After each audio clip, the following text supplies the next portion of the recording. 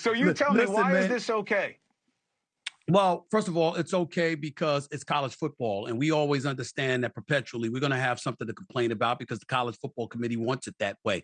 You knew good and damn well that there are 5 Power 5 conferences. There are Power 5 conferences in college football, but only 4 playoff berths available. Now, come on now. At some point in some time in history, it was going to come to this, and it happened right now. The year before, it goes to a 12-team playoff as opposed to just a 4-team playoff. But let's take into consideration the teams that we're talking about. Michigan is number 1 in the nation. Their cheating scandal and whether or not they did that or whatever, there was no proof found in a lot of people's eyes. It was much ado about nothing. They're the number 1 ranked team in the nation. Washington went undefeated too at 13-0, beat a lot of quality teams in the Pac-12, including Oregon twice, USC, Oregon State, et cetera, et cetera. Then we get to Texas, who obviously went 11-1 and beat Alabama in Tuscaloosa in the second game of the season. Now we get to Alabama. And this is where the controversy kicks in. Jordan Travis is an absolute star in college football. He is the star quarterback for the Florida State Seminoles. He went down a couple of weeks ago. When he went down, Florida State won, but didn't look that great against Florida. Florida State won, but didn't look that great in Louisville in the ACC championship game. Meanwhile, Alabama, since that loss to Texas, wins 11 straight, including the SEC championship, which is the number 1 conference in college football, against the reigning, defending 2-time national champions who hadn't lost in 2.5 years. Now, and then you got to take into consideration historically, there are the 13 of 17 champions have come from the SEC. 13 of the last 17 champions. The SEC is universally recognized the best conference in football. Alabama is 11-1 in SEC title games. You go up against the big dogs, as in Georgia. You knock them off, and now that's where your discussion lies. People look at Florida State, but a nugget in the criteria, according to the committee, isn't just strength of schedule, isn't just a head-up competition.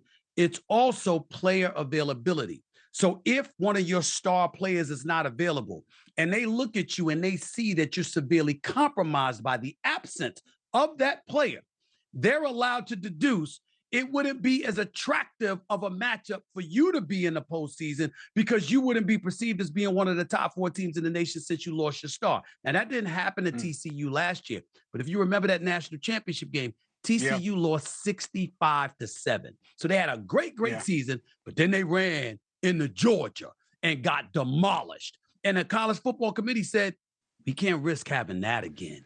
And that's what all. Do you think that all these politicians coming together in Florida can make a difference? I mean, they'll try, but who gives a damn? Who cares what they have to say? You know why? Because where were you all of these years when other teams was getting screwed? I mean, the reality is that you can whine and moan about what happened in your state. You can sit up there and engage in a pomp and circumstance, giving the expression about how much you care. And sure, you care because it happened in your state. Is going to affect the economy because that's good for business. When you got a national championship contender, they're still playing football. That is good for the business of the state. We understand that.